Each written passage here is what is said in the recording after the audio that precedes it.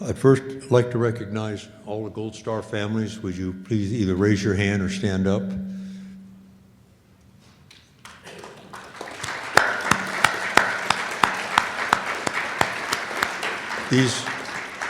These are what the reasons, one of the reasons we're here and what motivates us to keep pushing on.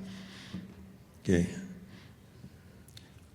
I'm going to turn it over now because you've heard enough from me. I want to turn it over to Mrs. Anne Mills Griffiths. She is Executive Director, Acting Executive Director for the National League of Families of American Prisoners and Missing in Southeast Asia. Anne, thank you very much.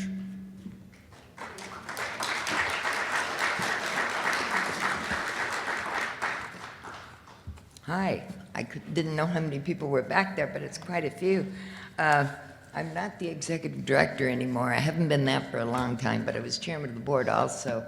It gets confusing, David, so I certainly understand. And then I thought I'd retired finally. I know last year I told you, I needed to retire, and I've been trying to retire forever. Well, I had. And as of June of last year, and then a previously loyal staff member not only ripped us off and committed major crimes and stealth of my identity and a whole lot of things. And so I'm working closely with the FBI and the IRS and you name it. So I'm now acting CEO, because that's what the board voted me, so I could go back and do all of this. And I'm still trying to just find time to write the book I told you guys I was going to write, that I promised people that are no longer living, like Colin Powell and Jack Vesey and all those guys. So I've got to get it done some point because I'm running out of time, right, Cliff? We talked about this. I can't live forever, and I'm already 83, so I better get to it.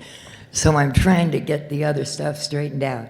But first, I really do appreciate the opportunity to be back here with you. If anybody understands why we're here, it's you all.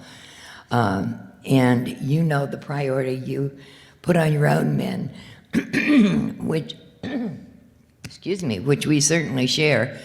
And we have a lot more of others in addition. Yours are tough cases. You all know that.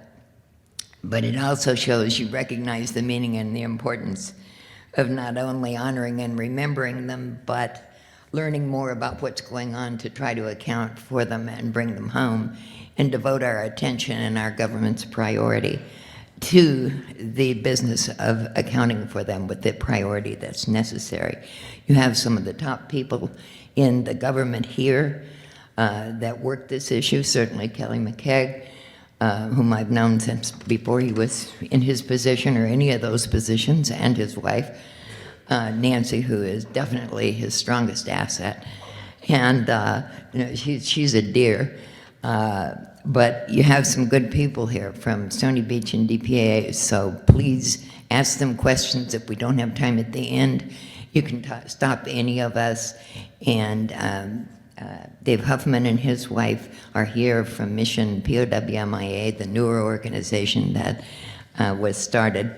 I don't remember exactly when, but not that long ago. They're not antiques like we are. What we've done, and what was so offensive about the attack on the League, was after being formed in 1970 and having 50 plus years of credible, responsible activity and action to prompt our government and always be legitimate and 501c3 and all of that, it was a stunning thing to see what someone could do and why someone would do that. You'd be interested in the fact that another informality, the FBI guys at the different, they have the main office and they have all these different stations.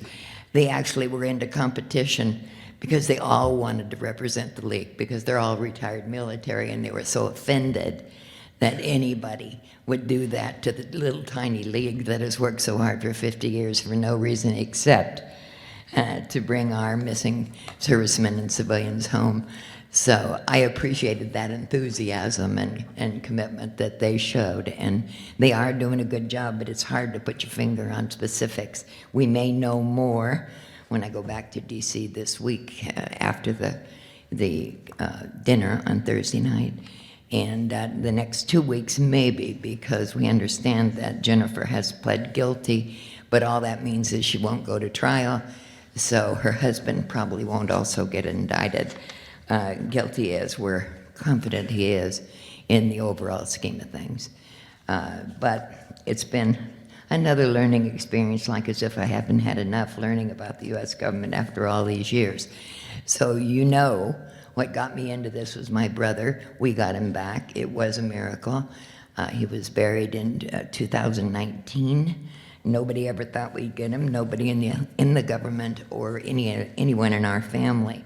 It truly was miraculous, and we all seemed to, in our family, felt like it was just a signal we needed to be doing what we were doing. My dad preceded us as truly an executive director 100 years ago. And he's been deceased since 1980. No, he was 67. He died very young. Tried to get me not to take this on. But then you feel like you have an obligation to. And what I've learned over the years is that obligation to stand behind the people that serve our country is something that's not just because we had somebody missing in our family. It's because you believe in standing behind the people that serve our country, and that's not only past and present, but it's future. And we all need to do a better job, and we're actively working on it, of educating the youth, and that's why I'm encouraged that maybe we'll see DPAA even doing more to help with our education programs across the country, to educate the school children who young people in the military even know nothing about what our country is doing to try to return those who weren't able to make it. I wanted to also, even the term "leave no man behind," that's really of relevant recent origin, and it really started with the controversies of the Vietnam War. And it's led from there to being like an accepted thing that everybody does. It didn't used to be, because it was assumed that if you went to war, you might get home, you might not, but all of the killed in action, body not recovered, were many, many thousands of them were buried at sea in sea incidents, and others were buried in U.S. cemeteries because their families were identified, they were notified they were killed, but they couldn't make individual identifications in those days. And what's happened, and what we're all very proud of, and what she represents here and works for Kelly and DPAA, is the best laboratory in the world, the most capable, certifiable, educating people, partnering with people, educating interns, pulling in new employees. But it's going to be their long term. That will be what they do the most. All accounting will be reactive rather than proactive, such has been the case on Vietnam War. However, we are also very concerned, as it has seemed that the proactive role on Vietnam War is more and more scarce. And we only have 3 or 4 years, maybe 5 left, to try to locate witnesses that might have reliable, useful information. Other sources in the countries, the key countries for us, Vietnam, Laos, and Cambodia, other witnesses have died, but the ones that have survived, they're less and less able to provide reliable information. Well, we'd be the same way. So what we've done, and what I'm really looking forward to hearing Eric Phillips' presentation today, he is the chief of operations for our proposal that we made during early this year's trip to Vietnam, Laos, and Cambodia. And fortunately, went at a good time. The guy that approved this ended up being the new General Secretary of the Communist Party of Vietnam and the Chief of State / President, To Lam. And it happens to also be a guy that I've known and worked with for several years, So we were able to meet with him when we were there, and he was giddily happy about the proposal that we were pushing there for the mobile investigation unit. That's what we're trying to push, and General Secretary now, but it was Minister of Public Security at the time, Tolam, was giddily happy to approve that. He was traveling with the Prime Minister and burst through the back door in the middle of our meeting with his deputy, and he was grinning from ear to ear, and that's probably because he'd just gotten absolute confirmation that he was going to be the new General Secretary. But whatever it was, he's in charge of everything in Vietnam now. He is the big dude. And now is the time we need to push what he was so happy about. And that includes the archival information, as well as expediting the visits, which should be sooner rather than later, even though there have been unnecessary delays.